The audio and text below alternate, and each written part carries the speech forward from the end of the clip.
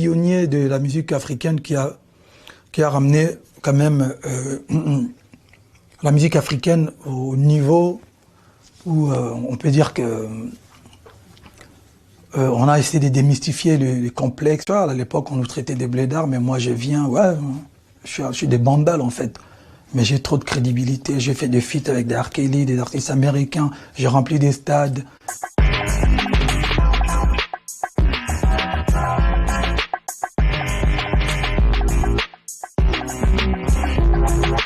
Quand j'ai fait des collaborations avec des artistes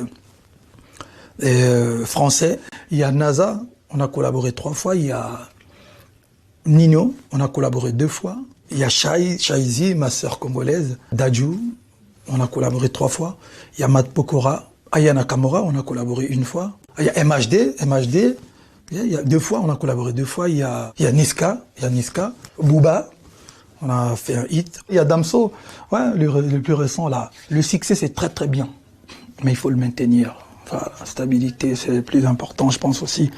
Et le respect. Il faut respecter. Moi je ne collabore pas qu'avec des superstars. Comme je l'ai dit, à ma manière bien sûr, j'aime collaborer avec des super artistes. C'est-à-dire les gens qui ont un bon fond, les gens qui ont du talent, et les gens qui ont un respect pour la musique. Pour moi, la musique, c'est ma vie. C'est l'une des journées la plus stressantes de ma vie et la plus cool aussi de ma vie. Donc voilà. Aujourd'hui, bon, je relativise les choses, mais le 28, c'était compliqué en fait. Il y avait un concert à l'intérieur, il y avait des gens qui manifestaient dehors, qui ne voulaient pas que je fasse ce concert. C'était des Congolais qui voulaient à tout prix empêcher, qui ont frappé d'autres Congolais juste parce qu'ils voulaient venir soutenir un artiste congolais, ils voulaient juste venir voir un concert.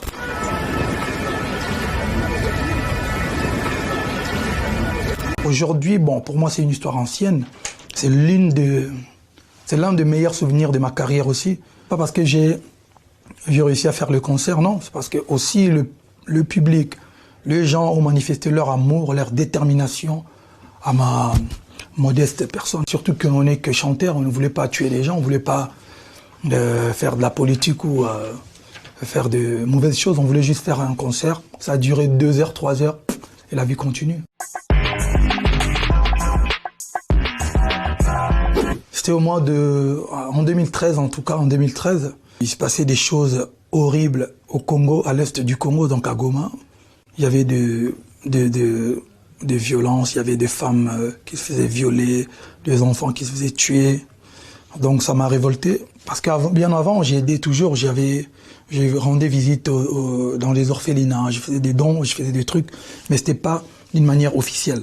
Donc j'ai décidé, quand je suis rentré au Congo, j'ai décidé de créer une fondation avec mes amis. Nous sommes allés visiter l'hôpital Panzi de notre prix Nobel de la paix, Dr Denis Mukwege.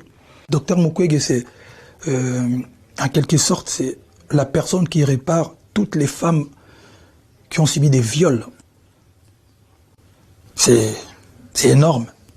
C'est pour ça que j'ai toujours je dis toujours, pour moi, ça doit être le Congolais le plus respecté. Donc voilà, on a écouté les histoires, des témoignages. Et quand j'ai fait mon concert des Bercy, j'ai décidé de reverser quelque chose pour encourager l'hôpital. Et on a aussi mis de l'eau potable à Kisenso. Kisenso, c'est une commune enclavée de plus de 20 000 personnes qui n'avaient pas, et qui n'ont d'ailleurs toujours pas accès à l'eau potable, parce que voilà, il y a trop de monde, 20 000 personnes. Donc nous, avec la fondation, on a essayé de mettre un puits d'eau et puis un peu d'électricité. Et puis voilà, aujourd'hui on est à notre peut-être 20e action, des grandes actions de la fondation. Quand je pars à l'internat, et c'est là où j'ai décidé de prendre les micros pour la première fois. J'étais trop turbulent. En fait, quand j'étais à la maison, j'étais très intelligent à l'école. Et quand la musique a commencé à prendre place dans ma tête, je commençais à devenir vraiment...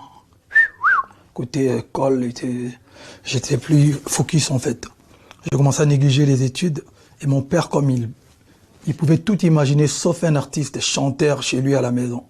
C'était une insulte pour lui. Il a décidé de m'envoyer à l'internat. Je suis allé à l'internat et ça s'est empiré parce qu'en fait, c'est de là-bas, à l'internat, que j'ai pris le micro pour la première fois. Ma mère me soutenait, elle n'avait pas de problème. Puisqu'elle-même, elle chantait déjà à l'église, ses sœurs chantaient. Et, mes grandes-tantes, jusqu'à aujourd'hui, chantent à l'église. Donc, ma mère était pas contre, en fait. Elle m'a juste dit, tu prends ton bac, tu lui donnes son bac. Nous, on appelle ça examen d'État chez nous au Congo. Tu lui donnes et puis après, tu pourras continuer ta carrière. Et les jours où j'ai eu mon bac, j'ai donné direct.